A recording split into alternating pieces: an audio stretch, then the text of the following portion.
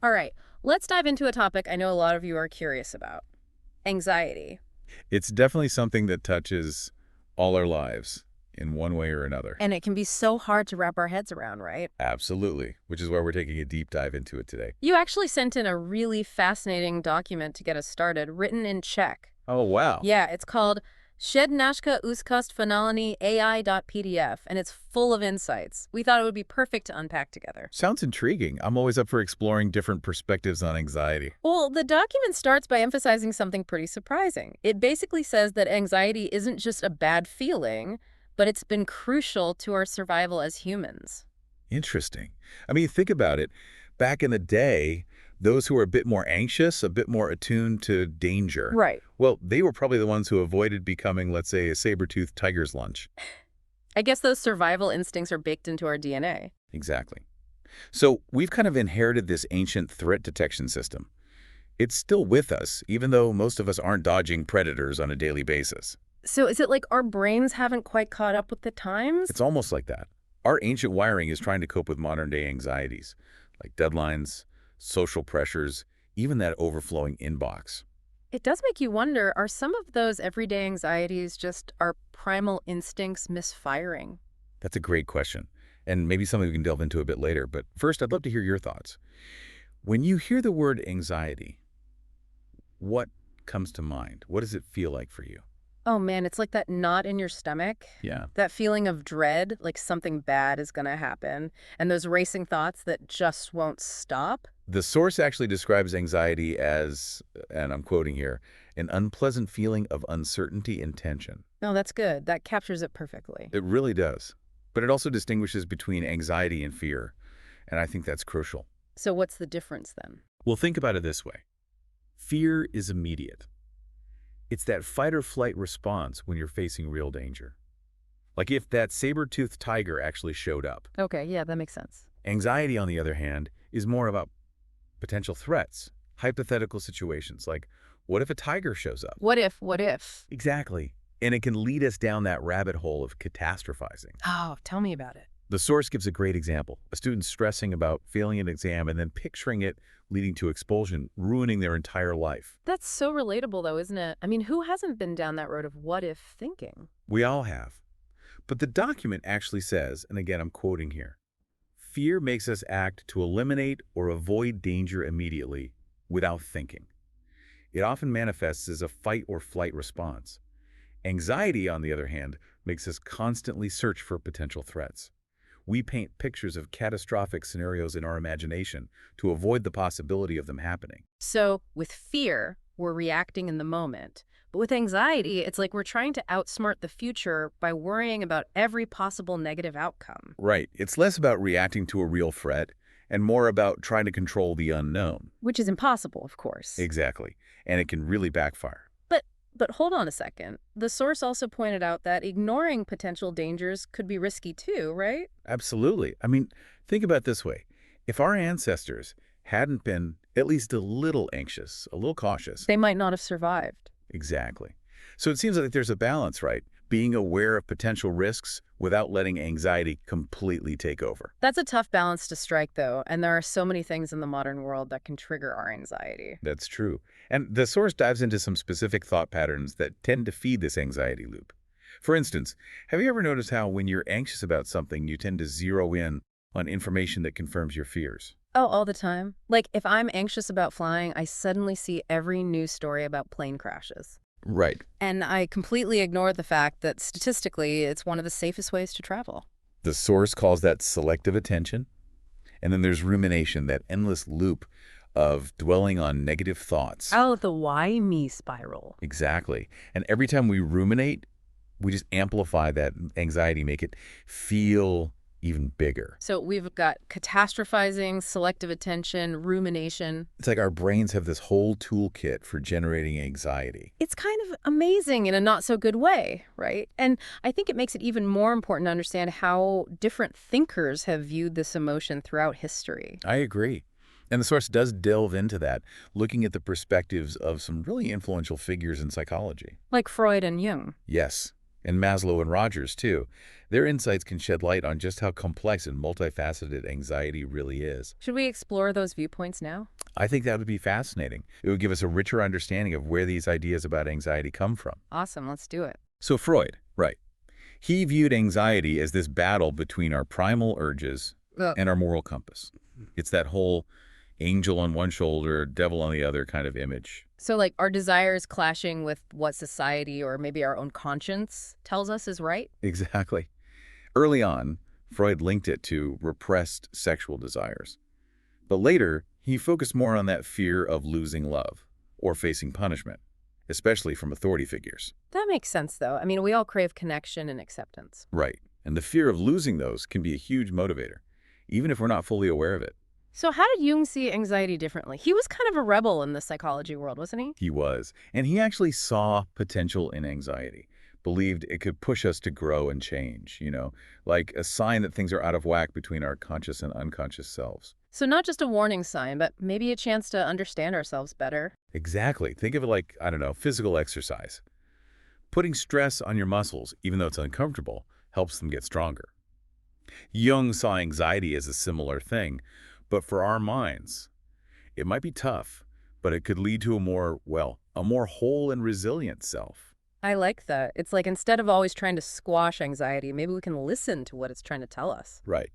And then we have Maslow with his famous hierarchy of needs. It's that pyramid thing. Yep, with basic needs at the bottom, like food and shelter and self-actualization at the top. Okay, yeah, I remember that. Well, he thought anxiety often pops up when our needs aren't being met, whether it's those basic ones like safety and belonging, Right. or those higher level ones like feeling good about ourselves and having a purpose. So anxiety could be a sign that something's missing. Like we're not getting what we need to truly thrive. It's like our internal alarm bells are going off saying, hey, pay attention, something needs to change. That could be anything from feeling lonely to being stuck in a job we hate, I guess. Absolutely. For Maslow, anxiety was often a call to reassess our priorities, maybe make some changes so those needs are being met. Okay, that makes a lot of sense. What about Carl Rogers? He was all about self-acceptance, right? He was. And he believed anxiety comes up when there's this disconnect between how we see ourselves and who we want to be. We all have this image of who we are. Right. And then this ideal version of ourselves that we're striving for. When there's a big gap between those two, it can create a lot of anxiety. So it's not just about unmet needs, but also about being true to ourselves. Like maybe we're trying to live up to expectations that don't really fit who we are deep down. Exactly. And that struggle can be a huge source of anxiety. He even made a distinction between realistic anxiety, which is like a normal response to a real danger, Okay. and neurotic anxiety. That's the kind that comes from that inner conflict between who we are and who we think we should be. I never thought of it that way. It's amazing how these different perspectives add so much depth to our understanding. From Freud's inner battles to Jung's call for wholeness, Maslow's focus on needs, and Rogers' emphasis on being authentic, it shows just how complex anxiety really is. And it can manifest in so many ways too, right? Sometimes leading to specific anxiety disorders. Right. The source we're looking at today goes into detail about those. I think it's helpful to understand the different types because each one might need a different approach. I bet a lot of people would be surprised to learn just how many types of anxiety disorders there are. Probably. Should we take a closer look at those now? Let's do it. I know a lot of our listeners want to learn more about this, so knowing there are different anxiety disorders out there, it can feel kind of overwhelming, right? It can. But the good news is there are things we can do about it. We don't have to just let anxiety control our lives. Okay, that's good to hear. So where do we even start? Well, the source talks about several approaches to coping with and treating anxiety. And one that comes up a lot is cognitive behavioral therapy. CBT, I've heard of that. Yeah, it's pretty popular because it's very practical and action-oriented. So it's not just lying on a couch and talking about your childhood, right? Right. It's more about pinpointing those negative thoughts and behaviors that are fueling the anxiety and then figuring out how to change them. So it's like rewiring your brain to respond differently to those anxiety triggers. Exactly. One technique they use in CBT is exposure therapy. Now, that might sound kind of scary. It does a little. I know, but it's actually done very gradually and in a safe environment. Yeah. Like, let's say someone has a phobia of spiders. Okay. Yeah. With exposure therapy, they might start by just looking at pictures of spiders, Okay. then maybe watching videos, And eventually they'd work up to being in the same room as a real spider. So it's about facing your fears, but in a way that feels manageable. Right. It helps your brain learn that the threat isn't as dangerous as it feels. That makes sense. So what else is involved in CBT? Well, there's also this thing called reframing, which is basically about looking at situations from a different, less threatening point of view. Like, let's say you're anxious about giving a presentation at work. Oh, that's a classic one. Instead of focusing on all the ways you could mess up, you could try focusing on the fact that it's a chance to share your knowledge, connect with people. So shifting your focus from what could go wrong to what could go right. Exactly. And don't forget about relaxation techniques. Deep breathing, mindfulness, those can be so helpful for managing anxiety. They help you chill out a bit. Yeah. Calm down your nervous system, Mm. bring your attention to the present moment, which can be really grounding when your mind is racing. Like hitting the pause button on all those anxious thoughts. Pretty much. And sometimes medication can be part of the treatment plan, too. Okay. So, like, when would someone consider medication for anxiety? Well, there are different types. Antidepressants, especially those that affect serotonin, are often prescribed for anxiety. Oh, right. And then there are anxiolytics, which are more for short-term use, like to manage those really intense moments of anxiety. You have a more calming effect, I guess. Exactly. But it's super important to remember that any decision about medication should be made with the doctor. They can figure out it's right for you, and what type and dosage would work best. Yeah, it's not a one-size-fits-all thing. Definitely not.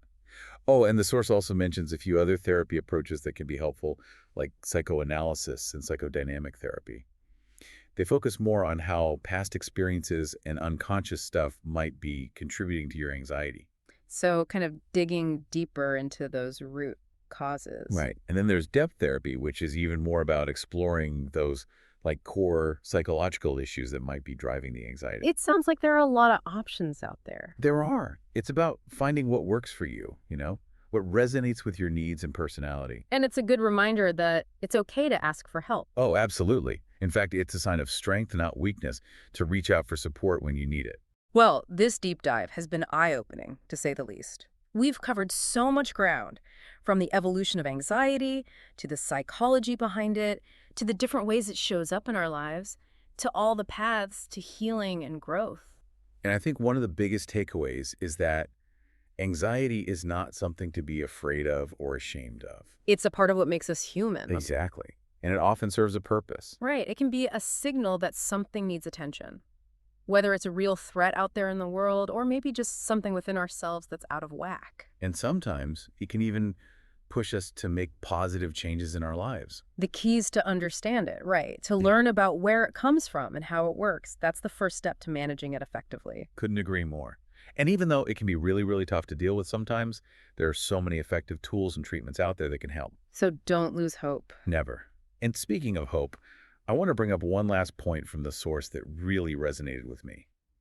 It said that anxiety often signals something in our lives is out of balance. Like our inner compass is trying to guide us back to a place of harmony. Exactly. So as we wrap up this deep dive, I'd love to leave you with a question. Okay, hit me with it. What might your anxiety be trying to tell you? What needs attention in your life? And what steps can you take to bring things back into balance, to create a life that feels more aligned with who you truly are and what you value? That's a powerful question and a great note to end on. Remember, you're not alone on this journey.